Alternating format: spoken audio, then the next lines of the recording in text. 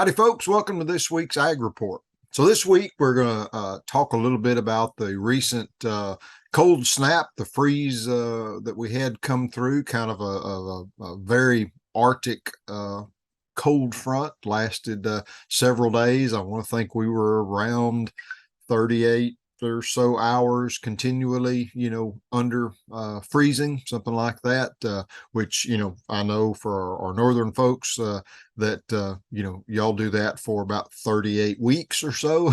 So anyways, it's all what you're used to. It's all relative. We're not built for a continuous freezing down here.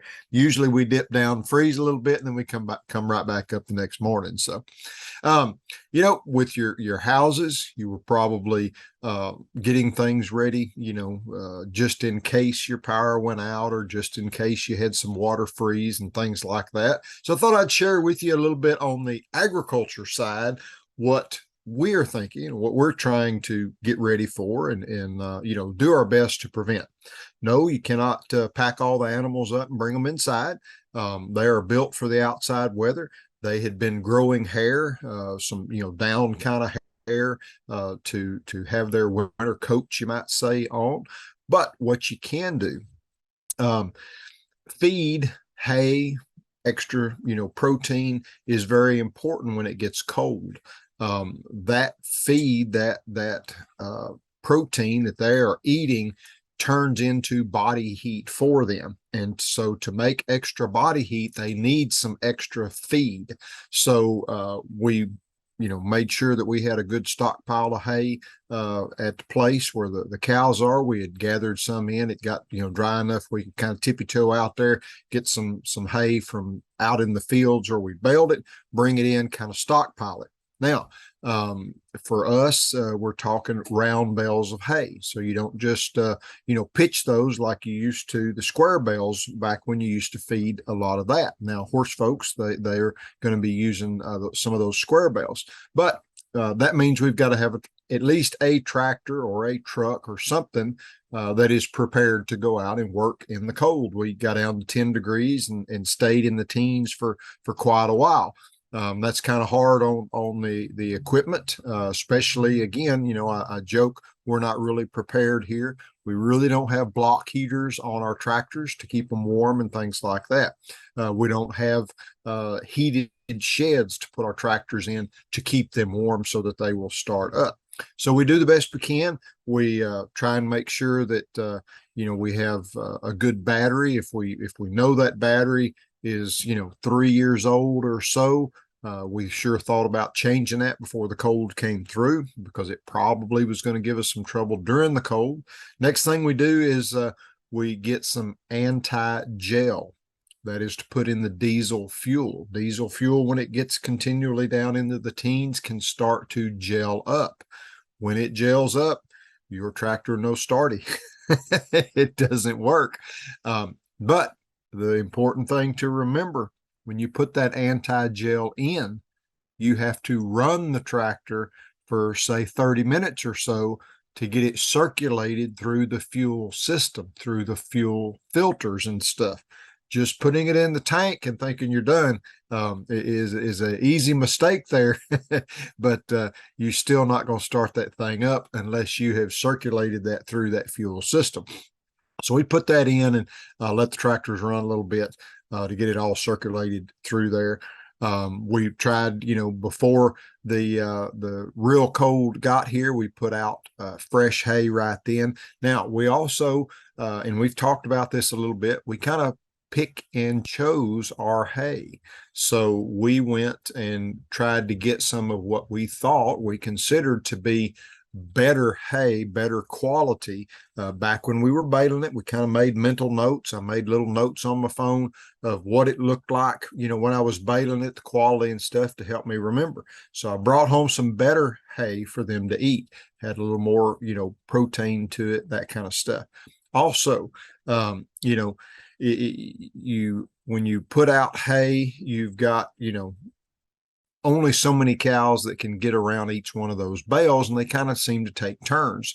Well, there's boss cows and stuff like that, dominant cows that kind of push others away. And so in, decent kind of weather, they can take their turns and go. But in cold weather, I really wanted it to be to where everybody could get a mouth around that bell so that they could help stay warm, not take turns and somebody standing back there in the cold. So we made sure we had extra hay out so that there was no pushing or shoving or anything like that. Everybody had a spot that they could get to. As far as water, we do now have some water in the ponds, but we also have some heifers separated off and different things. So we have water troughs. Now, contrary to popular belief, there is not hard plumbing at every water trough, and most producers will have some sort of water hose going to that water trough. Water hoses don't like cold weather. Well, we found a little gadget this year, and that little dude worked out pretty good. It is designed, you put it on with a little Y pipe right at the float, and it is designed when it gets to about 36 degrees, the little thing starts to open up and it kind of drips. And when it gets down to, say 30 degrees, it opens up a little bit more to where there's a steady trickle coming out of it. And so that did a couple of things. It kept some water circulating on the water trough. So we had a kind of a hole right there that did not freeze up, that they could get some water out of, but it kept the water flowing through those water hoses. It was 10 degrees one morning, and I went over. I thought, I'm going to see if this little thing's working. And that thing was just, dribbling water out of there, and there was fresh water in the tank and everything. So it worked out pretty slick. We didn't have any busted stuff or anything like that. So that was pretty good. That was a win right there. We also stored up some gasoline for the generator and that kind of stuff. We did have power go out for a little bit. Now, if that had stayed, it went out for about 3 hours or so. If that had stayed, we'd have had some problems, there. Now, one unique thing that we had to kind of work on a little bit. So, we have a bobtail truck that has a refrigerator section in it that we keep our refrigerator items in. Now, normally, here in Texas, we have to worry about keeping that stuff cool, okay?